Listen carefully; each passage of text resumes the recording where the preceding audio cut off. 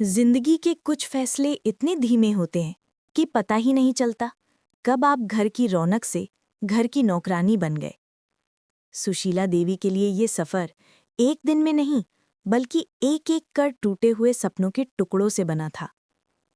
ये कहानी है एक माँ की जिसकी ममता को उसकी ही बहू ने सुविधा में बदल दिया, और एक बेटे की जो अपनी आरामदायक जिंदगी की आंधी में अपनी ही जड़ों को उखड़ता हुआ देखता रह गया। लेकिन कहते हैं ना, अंधेरी रात के बाद ही सुबह का उजाला दिखता है। अविनाश और तन्वी का flat number 1403 celestial Heights tower में आधुनिक सुख सुविधाओं का एक परफेक्ट नमूना था। फ्लोर टू सीलिंग विंडोज से शहर का नज़ारा, मॉड्यूलर किचन और एक ऐसा ड्राइंग रूम जो इंस्टाग्राम की किसी पोस्ट के लिए परफेक्ट लगता। यहाँ सब कुछ चमकदार, स्टाइलिश और बेदाग था, बिल्कुल तन्वी की जिंदगी की तरह जो एक एमएनसी में सीनियर ब्रांड मैनेजर थी। इस चकाचौंध भरी दुनिया में सुशीला देवी एक हल्के से ब्लर की तरह थी। अविनाश के पिता के निधन के बाद अविनाश ने उन्हें अपने पैतृक छोटे से शहर से मुंबई ला बसाया था। शुरुआत में सब कुछ खुशनुमा लगा। तन्वी ने भी खुले दिल से स्वागत किया, लेकिन धीरे धीरे उसकी खुशनुमा मुस्कान एक फॉर्मल स्माइल में बदलने लगी। एक शाम जब अविनाश ऑफिस से लौटा, तन्वी ने उसे बेडरूम में बुलाया। उसकी आवाज में एक अजीब सी गंभीरता थी। अवी, हमें बात करनी है, तन्वी ने कहा, अपना लैपटॉप बंद करते हुए। क्या हुआ तनु, कोई प्रॉब्लम? अविनाश ने अपनी टाई खोलते हुए पूछा। हाँ, वही प्रॉब्लम जिसके बारे में मैं महीने से कह रही हूं, तुम्हारी माँ। अविनाश थोड़ा डिफेंसिव हो गया। क्या हुआ माँ को? तबीयत ठीक नहीं है क्या? नहीं, तबीयत तो ठीक है, लेकिन उनकी आदतें। अभी ये एक मॉडर्न अपार्टमेंट है, कोई पुरानी हवेली नहीं। वो किचन में तेल और मसाले हर जगह छिड़क देती हैं। उन्हें नए माइक्रोवेव और एयर फ्रायर का इस्तेमाल नहीं आता। कल तो वो मेरी सफ़ेद सिल्क की साड़ी को उसके साथ ही रंगे कपड़ों के साथ धोने लगी थी। उसकी कीमत 15,000 थी। अविनाश ने आह भरते हुए कहा। वो अभी एडजस्ट कर रही हैं तनु, उन्हें समय दो। समय? अभी मेरी एक प्रोजेक्ट डेडलाइन है। मैं रोज ऑफिस से थक कर आती हूँ और फिर घर का काम संभालती हूँ। क्या तुम्हें लगता है ये सही है? मेरे पास इतना वक्त नहीं है कि मैं उन्हें बताती फिरूं कि क्या सही और क्या गलत। तो तुम क्या सुझाव दे रही हो? अविनाश ने पूछा। हालांकि उसे अंदाजा था। सुनो, मेरा एक आइडिया है। हम एक फुल टाइम हाउस हेल्प रखने की सोच रहे थे ना, उस पर 15,000 महीना खर्च होगा। अगर तुम्हारी माँ थोड़ा बहुत हाथ बटा दे, वैसे भी वो खाली बैठी रहती हैं, तो हम उनका खर्चा बचा सकते हैं। मतलब वो इस घर का हिस्सा है ना, तो घर के काम में हाथ बटाना तो उनका भी फर्ज बनता है। अविनाश के मन में एक तूफान उठ खड़ा हुआ। एक तरफ उसकी माँ थी जिसने उसे पालने पोसने के लिए अपनी सारी ख्वाहिशें दफन करती थी। दूसरी तरफ उसकी पत्नी थी जो आधुनिक, प्रैक्टिकल और तार्किक थी। उसकी बात में भी वजह थी। वो जानता था कि ये गलत है, लेकिन शांति बनाए रखने के लिए उसने अपनी अंतरात्मा की आवाज को दबा दिया। ठीक है तनु, मैं माँ से बात करता हूँ, लेकिन जबरदस्ती नहीं, बिल्कुल नहीं। तन्वी के चेहरे पर एक संतुष्ट मुस्कान खिल गई। बस उन्हें समझा देना कि ये एक फैमिली की तरह एक दूसरे का सहयोग है। अगले दिन अविनाश ने झिझकते हुए अपनी माँ से बात की। उसने तन्वी के शब्दों को नरम करके पेश किया। हम दोनों बहुत बिजी रहते हैं, अगर आप किचन और घर के छोटे मोटे काम संभाल लें तो बहुत मदद होगी। आप भी व्यस्त रहेंगी। सुशीला देवी ने अपने बेटे की आंखों में देखा। वो उसकी असहमति को पढ़ सकती थी, लेकिन एक माँ का दिल हमेशा अपने बच्चे की खुशी चाहता है। उन्होंने एक दुख भरी मुस्कान के साथ हाँ कर दी। ठीक है बेटा, तुम दोनों परेशान नहीं हो, यही बड़ी बात है, मैं देख लूंगी। उस दिन से सुशीला देवी का रोल बदल गया। वो घर की मां न रहकर एक कार्यक्षम सदस्य बन गई। उनकी सुबह की शुरुआत अब चाय बनाने से होती, पर वो चाय उनके लिए नहीं बल्कि तन्वी और अविनाश के लिए होती। उनके हाथ में एक समय प्रेम से भरा हाथ था, अब उसमें झाड़ू और पोछा था। तन्वी ने एक व्हाट्सएप ग्रुप बनाया, होम मैनेजमेंट, उसमें वो रोज का काम लिखकर भेजती थी। मम्मी, आज स्पेशल क्लीनिंग है, सोफे के कवर चेंज करने हैं और फ्रिज डीफ्रॉस्ट करना है। मम्मी, अभी को दाल में थोड़ा कम नमक चाहिए, ध्यान रखना। सुशीला देवी के पास स्मार्टफोन नहीं था। वो तन्वी के मैसेज अविनाश के जरिए सुनती और बस इतना कहती, ठीक है बेटा, कर दूंगी। उनकी वो कोठरी जो कभी गेस्ट रूम कहलाती थी, अब धीरे धीरे एक स्टोर रूम में तब्दील हो रही थी। उनकी पुरानी अलमारी के एक कोने में उनकी चुनरी और बिंदियां रखी थीं, जिन्हें वो अब कभी कभार ही पहन पाती थीं। उनका दिन नौकरानी की तरह ही सुबह 6 बजे से शुरू होकर रात 9 बजे तक चलता। फर्क सिर्फ इतना था कि उन्हें पैसे नहीं बल्कि एक सूनापन मिलता। और अविनाश क्या? वो ये सब कुछ देख रहा था। वो देख रहा था कि कैसे उसकी माँ की आंखों की चमक फीकी पड़ती जा रही थी, लेकिन वो कुछ कहता नहीं। तन्वी के साथ शांति और एक आरामदायक जिंदगी उसके लिए उसकी माँ की खामोश पीड़ा से ज्यादा महत्वपूर्ण हो गई थी। वो अपने आप को ये कहकर ढांढस बंधाता कि कम से कम माँ उसके साथ तो है। लेकिन क्या सिर्फ साथ रहना ही साथ होता है? ये सवाल उसकी अंतरात्मा में एक कंटक की तरह चुभता रहता, जिसे वो हमेशा के लिए नजरअंदाज करने की कोशिश करता रहता। समय बीतता गया। सुशीला देवी की दिनचर्या एक रोबोट की तरह निश्चित हो गई। सुबह की चाय, नाश्ता, झाड़ू पोछा, लंच, कपड़े धोना, शाम की चाय, डिनर, ये एक अंतहीन साइकिल थी। तन्वी का व्यवहार और भी ठंडा और आदेशात्मक होता गया। मम्मी शब्द एक फॉर्मेलिटी बनकर रह गया था, जो सिर्फ काम देते समय इस्तेमाल होता। एक रविवार की सुबह अविनाश लिविंग रूम में अखबार पढ़ रहा था।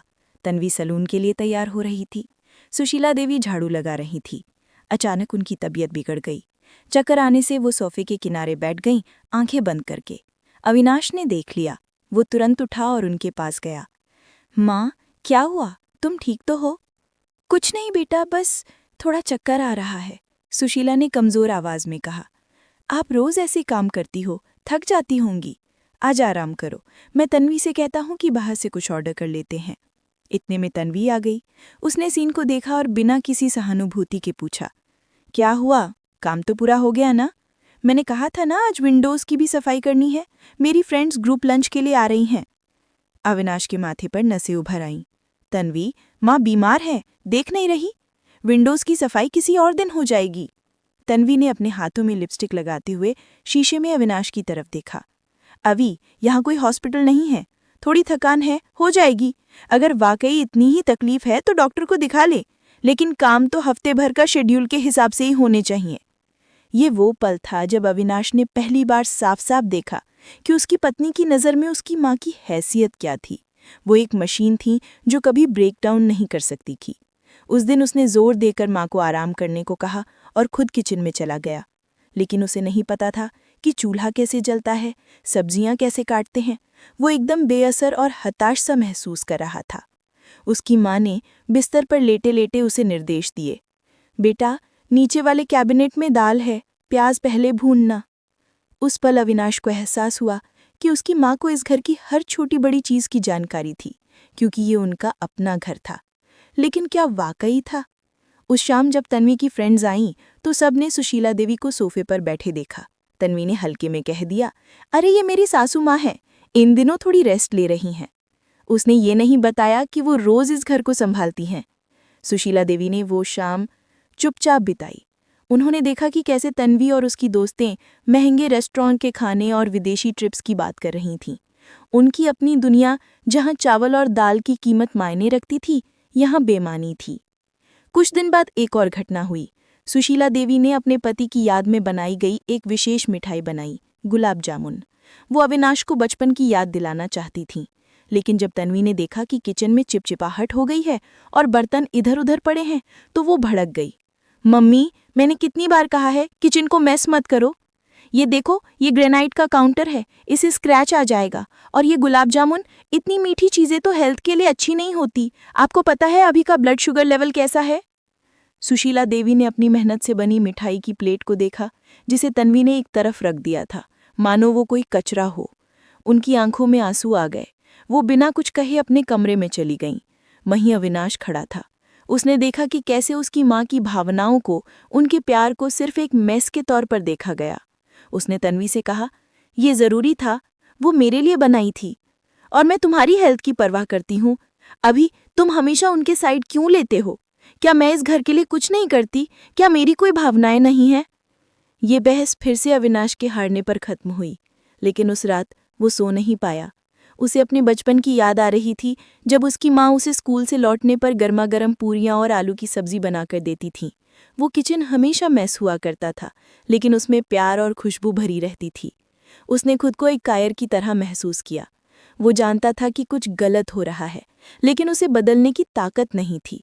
उसकी आधुनिक आरामदायक जिंदगी एक ऐसे पिंजरे में तब्दील हो रही थी, जिसकी सलाखें उसकी अपनी कमजोरी और तन्वी के दबदबे से बनी थीं। और वहीं अगले कमरे में एक माँ का दिल उसके बेटे की खुशी के लिए टूट रहा था, पर चुपचाप सह रहा था। वो घटना एक टिपिंग पॉइंट थी। गुलाब जामुन वाली घटना के बाद सुशीला देवी के अंदर कुछ टूट सा गया। लेकिन कहते हैं ना, कभी कभी टूटना ही एक नए सिरे से जुड़ने की शुरुआत होता है। अब वो सिर्फ एक पीड़िता नहीं रह गई थी। उनकी आंखों में जो सूनापन था, वो धीरे धीरे एक ठोस शांत संकल्प में बदलने लगा। एक दिन तन्वी ने उन्हें अपने पुराने, थोड़े फीके से गहने दिखाते हुए कहा, मम्मी, ये सब ऐसे ही पड़े रहेंगे तो खराब हो जाएंगे। आप इन्हें चमकाकर रख सकती हैं ना? वैसे भी आपके पास टाइम तो है ही। उस पल सुशीला देवी ने कोई जवाब नहीं दिया, लेकिन उन्होंने एक निर्णय लिया। उन्होंने उन गहनों को चमकाया नहीं, बल्कि अगले हफ्ते जब अविनाश और तन्वी ऑफिस गए हुए थे, उन्होंने अपने पुराने एक जमा पूंजी के कागजात निकाले जो उनके पति ने छोड़े थे। एक छोटी सी फिक्स्ड डिपॉजिट थी, जिसे वो कभी आपातकाल के लिए संभाल कर रखती थीं। शायद यही वो आपातकाल था। उन्होंने अपने पड़ोस में रहने वाली एक बुजुर्ग महिला सुमन अग्रवाल से बात की, जो अकेली रहती थीं और उनके बेटे अमेरिका में थे। सुमन अग्रवाल मोबाइल फ़ोन का इस्तेमाल अच्छे से जानती थीं। सुशीला देवी ने उनसे मदद मांगी। सुमन जी, क्या आप मुझे इंटरनेट चलाना सिखा सकती हैं? मैं कुछ सीखना चाहती हूँ। सुमन जी हैरान हुई, लेकिन उन्होंने हाँ कर दी। धीरे धीरे सुशीला देवी ने यूट्यूब पर वीडियो देखने, ऑनलाइन रेसिपी पढ़ने और यहाँ तक कि वीडियो कॉल करना भी सीख लिया। उनकी दुनिया, जो अब तक सिर्फ उस फ्लैट की 4 दीवारी तक सीमित थी, अब दुनिया भर के लोगों और विचारों से जुड़ने लगी। उन्होंने देखा कि कैसे उम्रदराज लोग भी नई चीज़ें सीख रहे हैं, अपना बिजनेस शुरू कर रहे हैं। उन्हें एहसास हुआ कि उनकी सबसे बड़ी ताकत उनकी वो पारंपरिक रसोई थी, जिसे तन्वी ओल्ड फैशन्ड कहती थी। लोग ऑनलाइन पैसे देकर असली घर जैसा खाना खरीद रहे थे। इस बीच अविनाश के मन का संघर्ष और तीव्र हो गया। एक दिन ऑफिस में एक प्रोजेक्ट प्रेजेंटेशन बहुत बुरी तरह फेल हो गया। वो उदास और हताश घर लौटा। उसे सहारे की जरूरत थी। उसे अपनी माँ की दाल रोटी और उनके प्यार भरे स्पर्श की जरूरत थी। लेकिन जब वो घर पहुंचा तो किचन साफ सुथरा था, लेकिन खाली। कोई खाने की खुशबू नहीं थी। उसने माँ को अपने कमरे में देखा। वो हेडफोन लगाए मोबाइल फोन पर कुछ बड़े ही ध्यान से देख रही थी। उनके चेहरे पर एकाग्रता थी, एक ऐसी चमक जो महीनों बाद दिखाई दे रही थी। माँ, अविनाश ने पुकारा। सुशीला देवी ने हेडफोन उतारे। अरे बेटा, तुम आ गए। मैंने सोचा आज तुम लेट आओगे। मैंने खाना रखा है, गरम कर लो, वो फ्रिज में है। ये पहली बार था जब अविनाश को घर आकर खाना खुद गर्म करना पड़ रहा था। एक अजीब सी ठंडक उसे महसूस हुई। उसने पूछा, माँ तुम क्या देख रही थी? सुशीला देवी ने एक गहरी सांस ली। बेटा, मैं एक छोटा सा ऑनलाइन काम शुरू कर रही हूँ, घर का बना अचार और पापड़ बेचने का। सुमन जी की बहू ने मदद की है एक वेबसाइट बनाने में। अविनाश स्तब्ध रह गया। उसकी माँ, जिसे मोबाइल चलाना तक नहीं आता था, वो अब ऑनलाइन बिजनेस की बात कर रही थी। उसकी आंखों में आंसू आ गए। ये आंसू पश्चाताप के थे, शर्मिंदगी के थे। उसने महसूस किया कि उसकी माँ ने हार नहीं मानी थी। उन्होंने खुद को बदलती दुनिया में ढाल लिया था, जबकि वो खुद एक जहाज की तरह था जो अपने पतवार के बिना हवा के झोंकों के भरोसे डगमगा रहा था। उस रात उसने तन्वी से बात करने का फैसला किया। जब उसने तन्वी को बताया कि माँ क्या कर रही हैं, तो तन्वी का रिएक्शन उम्मीद के मुताबिक था। क्या? बिजनेस? अभी वो कुछ भी कर बैठेंगी, उन्हें इन सब की क्या ज़रूरत है, हम तो हैं ना उनके लिए। लोग क्या कहेंगे कि हम अपने माँ बाप को काम करने के लिए मजबूर कर रही हैं। इस बार अविनाश डट गया। नहीं तन्वी, लोग क्या कहेंगे ये मायने नहीं रखता। मायने रखता है तो सिर्फ माँ की खुशी। तुमने देखा है उनके चेहरे पर आज चमक, महीनों बाद दिखी है। और हमने उन्हें कभी खुश होने का मौका दिया? हमने तो उन्हें सिर्फ एक नौकरानी बनाकर रख दिया था। तन्वी और अविनाश के बीच एक लंबी कड़वी बहस हुई, लेकिन अविनाश टस से मस नहीं हुआ। उसने महसूस कर लिया था कि असली घर वो नहीं है जिसमें महंगे सोफे और ग्रेनाइट काउंटर हों। असली घर वो है जहां प्यार और सम्मान हो। अगले कुछ हफ्तों में घर का माहौल बदलने लगा। अविनाश ने अपनी माँ के बिजनेस में उनकी मदद करनी शुरू कर दी। उन्होंने उनके लिए एक बेहतर स्मार्टफोन खरीदा, पैकिंग के लिए अच्छे जार मंगवाए। सुशीला देवी का माँ के हाथ का स्वाद नाम का छोटा सा ऑनलाइन स्टोर लॉन्च हुआ। शुरुआत छोटे स्तर पर हुई। पहले ऑर्डर सुमन जी और उनके दोस्तों के आए। फिर मुंह जुबानी प्रचार और सोशल मीडिया के चलते ऑर्डर आने लगे। लोगों को घर का बना अचार, पापड़ और मसाले बहुत पसंद आए। सुशीला देवी व्यस्त हो गई, लेकिन यह व्यस्तता खुशी की थी। ये उनकी अपनी पहचान की व्यस्तता थी। तन्वी अभी भी अलग थलग रहती थी, लेकिन वो भी बदलाव देख रही थी। वो देख रही थी कि कैसे सुशीला देवी अब तन्वी से पूछे बिना ही बाजार जाती, नए कपड़े खरीदती और अपने ग्राहकों से फोन पर बात करती। उनमें एक नया आत्मविश्वास आ गया था। एक शाम तन्वी की तबीयत खराब हो गई। वो बुखार से पीड़ित थी। अविनाश ऑफिस से लेट होने वाला था। सुशीला देवी ने उसके कमरे में जाकर उसके माथे पर हाथ रखा। फिर बिना कुछ कहे वो किचन में गई और उसके लिए एक हल्की सुपाच्य खिचड़ी और अदरक वाली चाय बनाकर लाई। तन्वी ने जब वो खिचड़ी खाई तो उसे एहसास हुआ कि ये स्वाद किसी होटल या रेस्तरां का नहीं था। ये वो स्वाद था जो सिर्फ एक माँ के हाथों से ही आ सकता है, जिसमें दवा नहीं, दुआएं मिली होती हैं।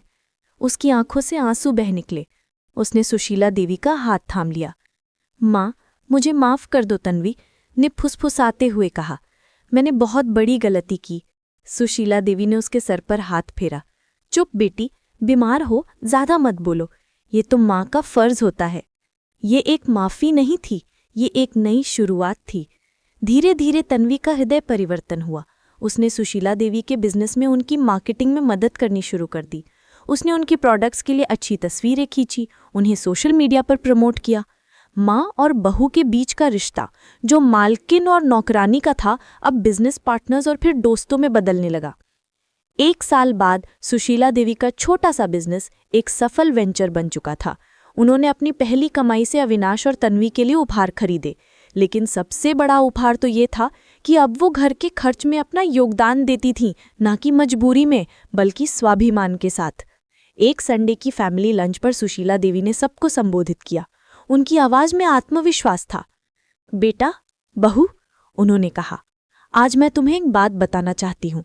जिंदगी में रिश्तों की कीमत प्यार और सम्मान से होती है, ना कि सुविधाओं से।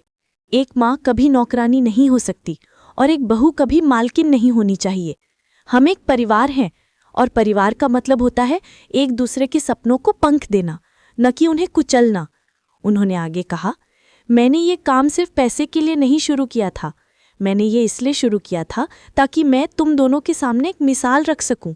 उम्र सिर्फ एक नंबर है और मुश्किलें सबक सिखाने आती हैं।